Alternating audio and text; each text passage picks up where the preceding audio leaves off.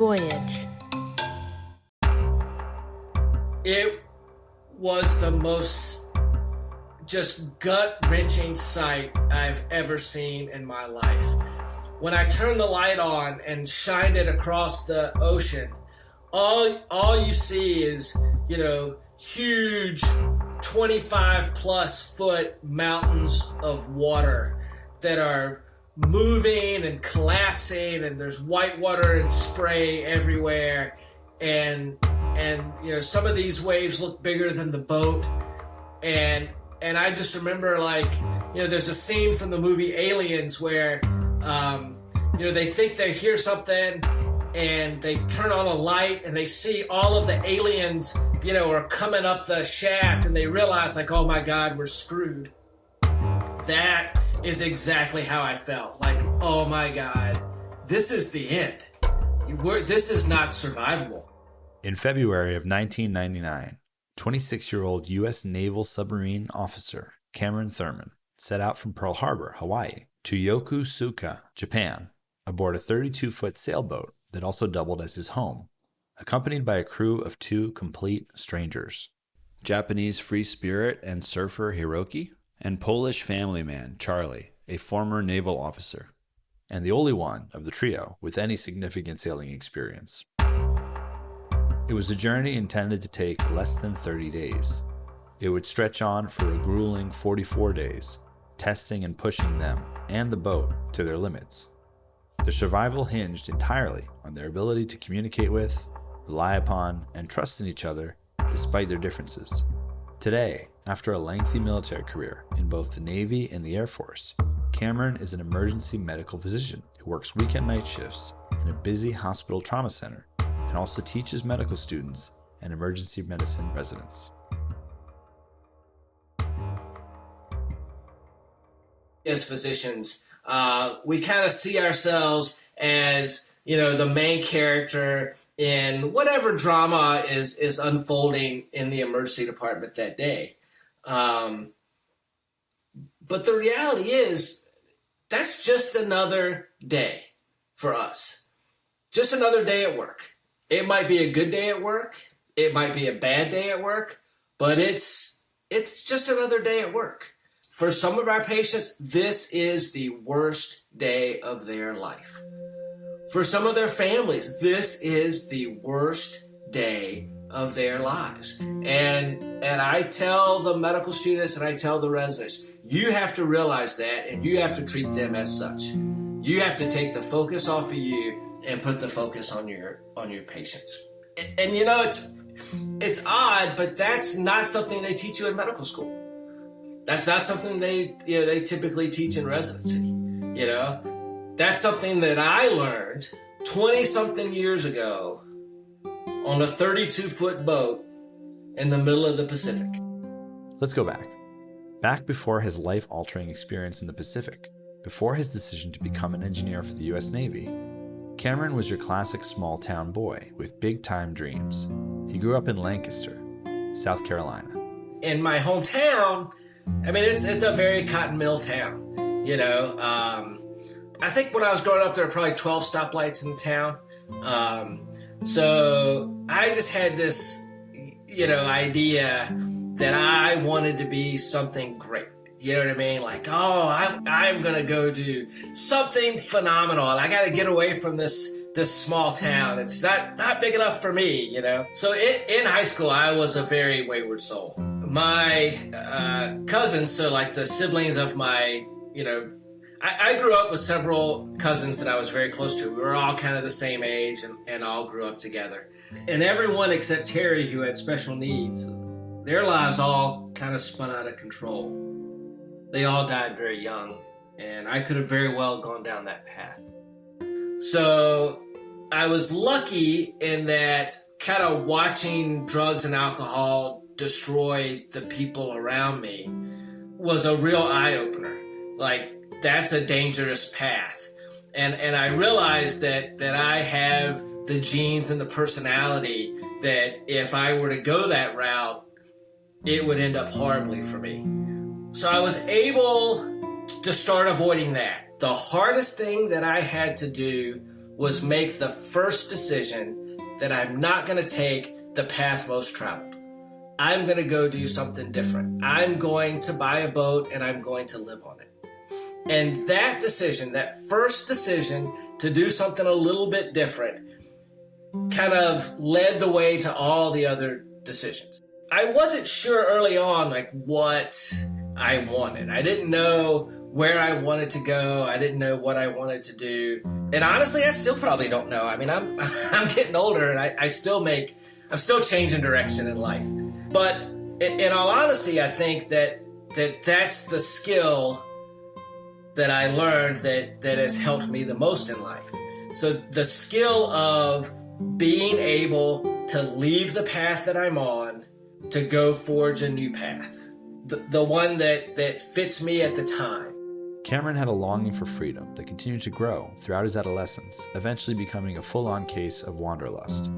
As for his desire to own a boat, and I guess, maybe I had been, I'm going back and watching like some of the old Miami Vice TV show where Don Johnson lived on the boat. And maybe that's where I got the idea. Or, Trapper John MD used to live in the RV out behind the hospital. And so I kind of had these, kind of fantasy ideas from childhood in my head.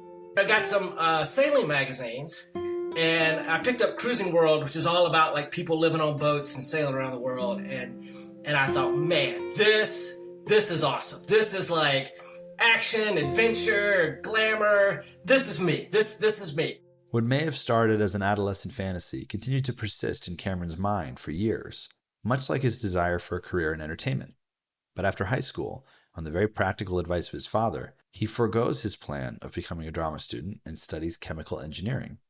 Upon graduating, he manages to flourish in the Navy's difficult, highly competitive nuclear prototype program and lands an assignment in Hawaii aboard the submarine USS Olympia. I had kind of given up on the idea of buying a boat. It started to seem impractical. My knowledge of boats was completely non-existent. And so I was like, well, maybe this isn't the right time. Maybe I'll put this on a back burner and I'll just go be a young Navy officer and, concentrate on my job like I'm supposed to do.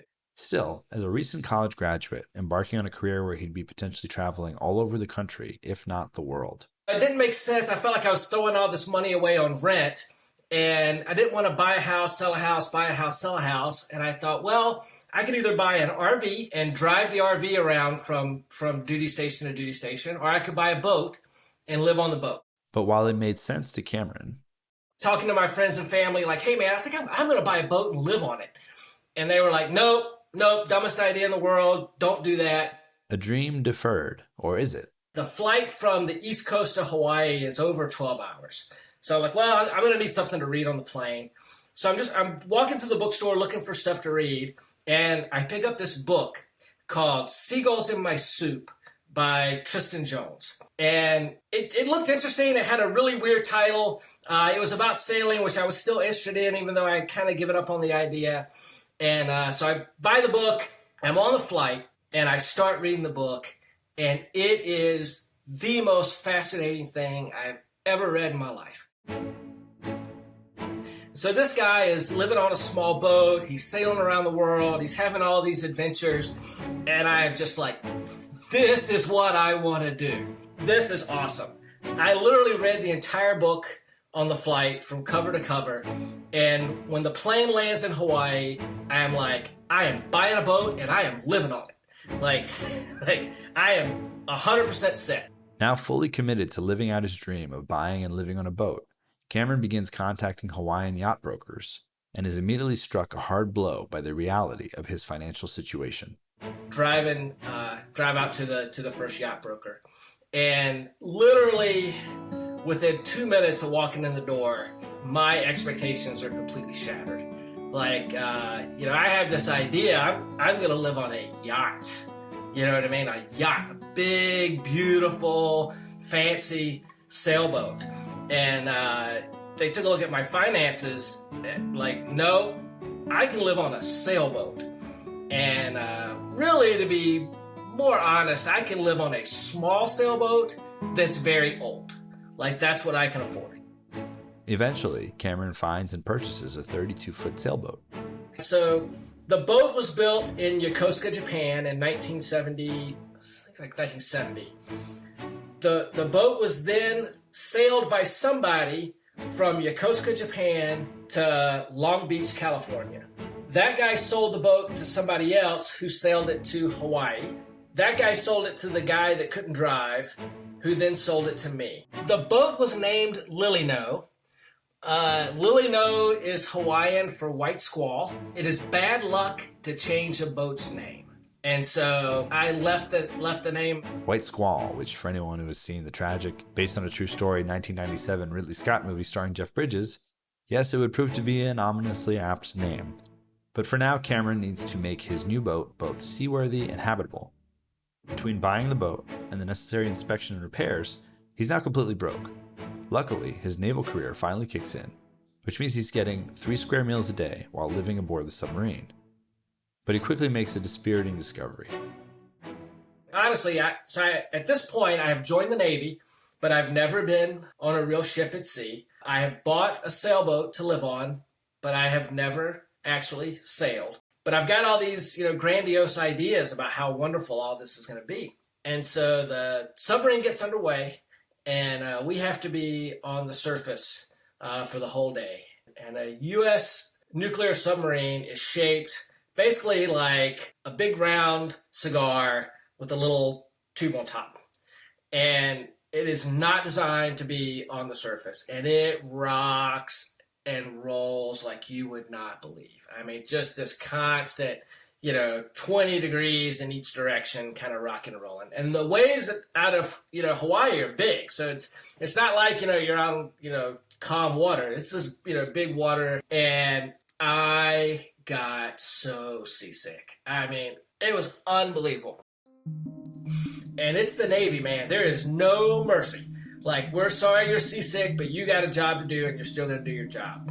So on the submarine, like, you're never allowed to not have somebody on the periscope. So literally, I would get to the point where I am going to throw up. Like, I'm going to throw up right now. And you yell scope, and somebody comes up, and they take the scope from you, and they look out of it.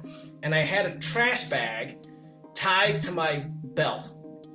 And you pull the trash bag off, vomit into the bag, tie it back up so it doesn't stink up the whole room, put it back on your belt, and then you go right back on the periscope again. And it was just constant. Cameron's fears regarding his chosen career path are somewhat assuaged as he gradually gains his sea legs.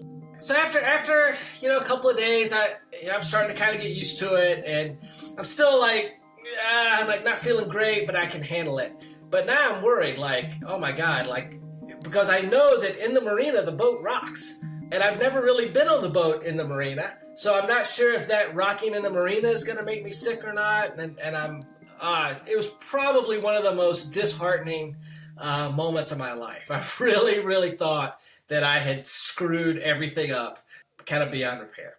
This is going to be my life.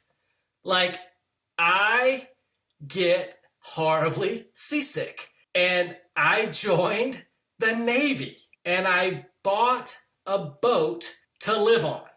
Oh my God, everybody was right. This was the dumbest thing in the world. I'm screwed. Soon, Cameron is thrown a major curveball when he receives a transfer halfway around the world to Japan. He initially looks into having the boat shipped overseas, but is deterred by the astronomical cost. Ultimately, he decides that since it is a boat, after all, he might as well sail it.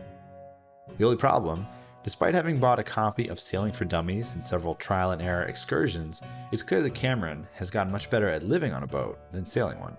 So once I decided I was going to sail the boat, I had to get my orders changed. So now my orders have to say that I'm going POV, personally owned vehicle, boat. So I call the people, and they're like, I don't know about this.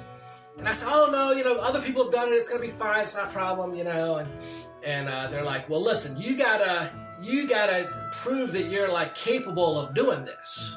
And I'm like, what do you want me to do? They're like, well, get your submarine captain to write a letter that says you are a competent sailor and you can do this, and then we'll do it. I'm like, okay, no problem.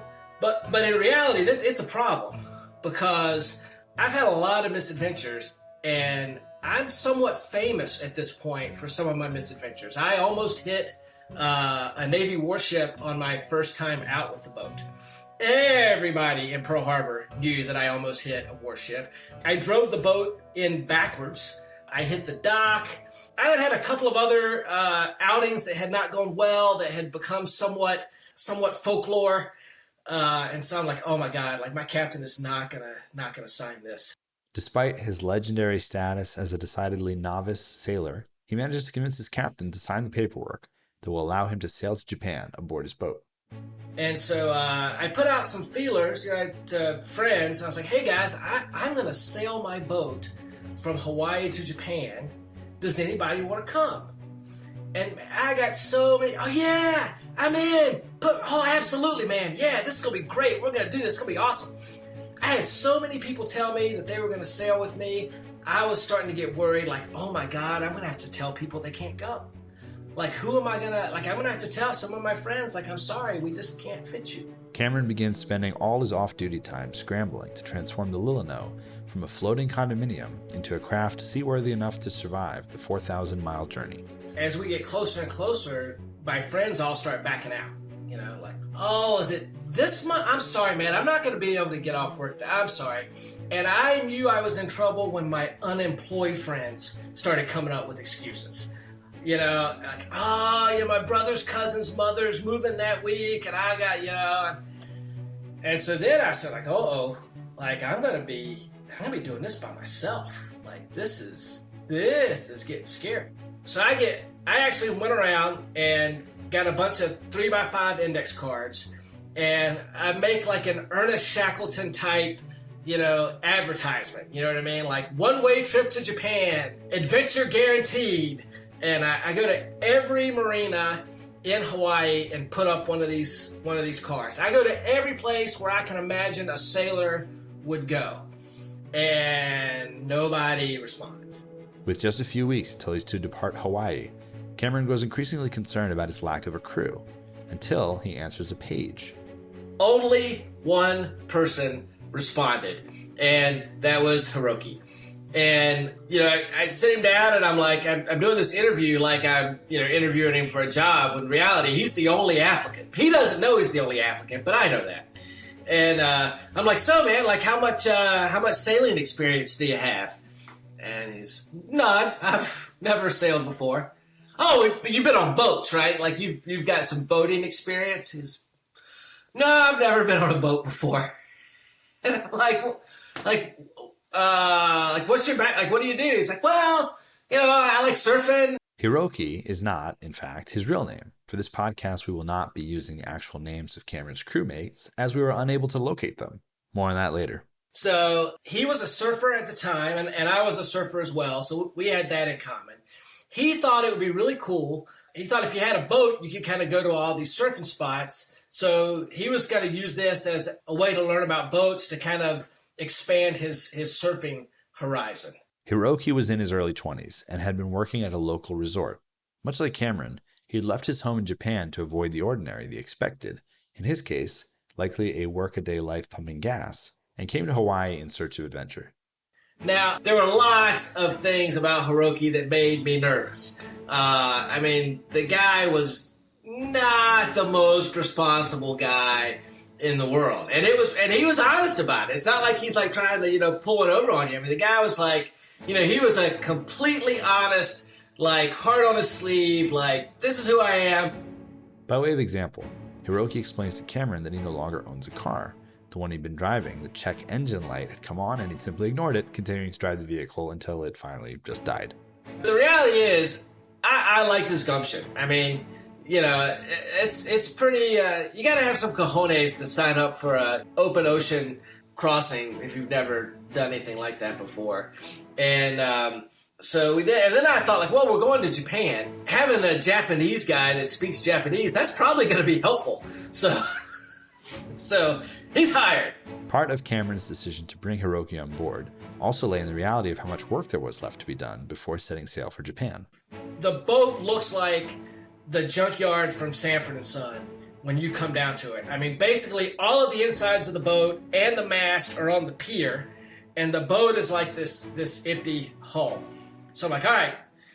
I said, hey man, why don't you help me fix the boat, and you'll learn about it that way. He's like, cool, I can do that. So then it gets to the point where he's like, we're working until, midnight, 1 o'clock in the morning. And he's like, I'm going to move out of my apartment and just live here. And I'm like, that's fine. I got so much work to do. He did absolutely everything I asked him to do. He was not a good craftsman, but I was not a good craftsman either. So, we were kind of figuring it out as we went along together. And honestly, I couldn't complain about a single thing that he did because I couldn't have done it any better. Despite their combined lack of nautical knowledge and the language barrier, Hiroki spoke very little English and Cameron not a lick of Japanese, the two throw themselves into the repairs. Until, while working on the boat in the marina on a Saturday morning, just 2 weeks left before departure, they hit a snag. I kind of noticed this guy coming down the dock, and he's got a suit on, and that's not normal for Hawaii. And he's Japanese, and I've never seen this guy before in my life. And he's looking around, and he's trying to, and he spots Hiroki, and he starts making a beeline toward us. And I'm like, uh-oh, like this can't be good. And so Hiroki and the Japanese guy start talking. And like they're really rapid fire, going at it in Japanese. And with every sentence, Hiroki turns whiter and stands up straighter, and his face gets a little blanker. And I'm like, oh boy, like we're in trouble. But finally, Hiroki looks over at me and he says, Kamara-san, my mother is here. And I'm like, what? He's like, my mother's here. And I'm like, oh, okay. He's like, if she sees this boat, she won't let me go. And I'm like, well, where is she? And the guy in the suit is like, points up to the marina. Hiroki had thought enough to write his mom in Japan and tell her that he'd met an American sailor and was going to accompany him on his boat to Japan. The only problem, Hiroki had already moved out of his apartment and onto Cameron's boat, leaving no way for his now very concerned mother to get a hold of him. So she gets on a plane and she flies to Hawaii to find her son. And so she goes to the Japanese consulate in Hawaii and tells them the story. And so the Japanese consulate guy basically picks up the phone and he calls every U.S. naval vessel in Pearl Harbor and says, do you have a Cameron who is sailing to Japan on his own boat? And so, he's calling, destroyers, and he's calling, all these places. And eventually he calls my submarine, and everybody on the boat knows that, I've got this cockamamie idea. They're all calling me Gilligan and, kind of laughing at it and everything. And so like, yeah, the guy's like, yeah, that's our guy. That's Lieutenant Thurman. It is through Cameron's fellow officers that the man from the Japanese consulate and Hiroki's mom find their way to Rainbow Bay Marina. We can't let her come down to the pier. And he's like, okay. He's like, well, look, Japanese people follow rules. If you tell her that she's not allowed on the dock, she won't come on the dock, no questions asked. Like, okay, great. And so across the pier from my boat is another boat that is beautiful. It's the boat, when I first thought I was going to buy a boat and I was going to live on it, it's the yacht that I dreamed I would have. It's big, it's beautiful, it's all in one piece. Let's tell her that that's the boat that we're going on. And he's like, okay. And now the consulate guy is like, whoa. Like, wait a minute. Like, you want me to lie to this? I'm like, no. Look, we don't want you to lie. Just don't say anything. You just have to keep your mouth shut. So we go back up to the restaurant, and I buy his lunch, and we're telling Hiroki's mom, like, oh, that big beautiful boat right there, that's the boat we're going on, and we're just working on it a little bit. And the Japanese consulate doesn't say a word. He's he kind of goes along with the plan. He's not happy, but he goes along with the plan. And she never asks. We tell her she can't come down. She's completely fine with that. Having met me and having seen this beautiful, safe boat that her son's going to go on. She gives him her okay, and, she flies back to Japan. Crisis averted, but it turns out Hiroki's wasn't the only mother concerned about the imminent departure of the Lilino and her inexperienced crew. And so my mom is totally freaking out. She's like, look, man, you gotta take somebody that knows what they're doing. Like I get it. You're in the Navy, but a submarine and a sailboat are completely, there's no nuclear reactor on your boat. If it dives, it's never coming back up. This is serious. And so she's like, look, you need to get a professional. And so I was like, okay, maybe I should get a professional. Cameron grows increasingly desperate as days tick by and his date of departure looms ever closer. Enter Charlie. I had called every single ad in every single sailing magazine I could get my hands on, and one guy said, yep, I can do it, and I can do it, this month. And that was Charlie. So the reality was, I'm pretending like it's a phone interview. It's not a phone interview. He's the only guy. He's hired. As with Hiroki, though he does not speak much English, Charlie is eager and willing to sign on for the adventure. And fortunately for Cameron, unlike Hiroki, Charlie has actually spent significant time at sea. But as we started, talking and everything, this dude has got experience. He has sailed the North Atlantic. Charlie's in his mid to late 30s, which to me at the time seemed old. But he is as salty as you can get. The North Atlantic is known for cold, rough, just nasty sailing conditions. And he looks all the part like somebody that spent their life on the North Atlantic. And so I was like, well, if there's anybody that's going to be good on this trip, it's going to be this guy. And I didn't know a lot about Poland at the time, what it was like living under, kind of the Warsaw Pact, living under the USSR. He also told me about how people would defect. If any one of a crew defected, then the captain of that boat would be punished. And he told me that he was on a boat where, they're sailing, past a NATO country, and one of the crew members jumps off and decides he's going to, swim for it. And the captain of the boat pulls out a gun and shoots him while he's in the water, because it's either I'm going to shoot this guy or we're going to get back to port and I'm going to get shot. Brother, that's some legitimate hard living. This guy is legitimately unbreakably tough. Charlie agrees to fly in from Poland, and so, with less than 24 hours until the Lilino is to depart, Cameron goes to the airport to pick up the official third member of his crew. I was not worried about him showing up. It just seemed like he was like a very type guy. Even though it's February in Hawaii, it's still hot, So this guy steps off the plane. I'm watching people come off, and, they got their Hawaiian shirts, and they got their this and that. And here's this guy, big bushy beard, very stoic. He's got a sweater on. I said, yep, that's Charlie. And I got a little sign, with his name on it. And so I felt like I didn't even have to hold it up. But, I hold it up, and sure enough, here comes the Polish guy with the big beard. He was just a character. Here she is. Welcome aboard the Lilino. Looks very solid. Hope so.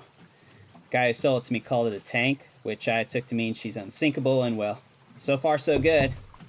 Charlie, I'd like you to meet Hiroki. He's been living on the boat with me the last few weeks. We've been working our butts off trying to get her seaworthy. Dzień dobry. Yoroshiku onegaishimasu. Yeah. Shoot. I'm just now realizing how this is gonna work. I'll be honest with you guys, I only know how to speak English, and even then half the time I feel like people can't understand me because of my accent, but... For me, English is okay. Well, I appreciate that. Hiroki said he's gonna teach me Japanese. I said I would try. No promises. What do you say, Charlie? You down to try to teach me some Polish? English is okay, Captain. You don't gotta call me Captain. But it is your boat. Doesn't matter to me. On this boat, everybody gets an equal say. We're all in this together, right? Cameron's fine, or Cam, or Thurman. For me, you are captain of the boat. But you do not want me to call you captain, so I will not. Great. Listen, I am really happy to have you guys here. Been dreaming of a trip like this since I was a kid. Gonna be an adventure of a lifetime. Let's get your stuff stowed below, Charlie. I can give you the grand tour before my girlfriend gets here. She is coming with us? Oh, no, she's not come. She's just coming to say goodbye. Gonna be our last night together for a while. You love her, this girl? I mean, yeah, sure, she's a great girl. We met a couple months ago, but Japan's a long way away, and, well, the way things work with the Navy, who knows how long I'll be stationed over there. Hiroki and I will go then, so you have privacy. No. We'll figure something out. Charlie is right. You should take her to a hotel. Don't I know it? But I spent every last nickel I had buying this boat and getting her in shape. She's a nice girl, so she understands. 16 years now. I am married to the same woman. You should take her to a hotel. Nah, we'll be fine. You guys stay here. Get to know each other a little bit. Get to know the boat. Get comfy. I mean, she's your home too now, right? I mean, we're officially a crew now, right? We end up sleeping in her car, a little Toyota Corolla. And the next morning, I wake up, I'm naked in the backseat of a Toyota Corolla, and all of these people are starting to show up. I mean, like the Japanese consulate guy showing up, my submarine captain showing up, like, and I'm like, oh, shit, you know. Among those gathered to see them off was their co-conspirator, the gentleman from the Japanese consulate, who gifted them a bottle of Centauri whiskey. Many of the people the guys that initially helped me when I first bought my boat, they're there. A lot of my friends from La Mariana show up. People that I'm on the submarine with showed up to send me off. I was really amazed at how many people, showed up, and it was a big celebration, and I was so excited. At last, it is time for the Lilino and its 3-man crew to set sail. Well, almost.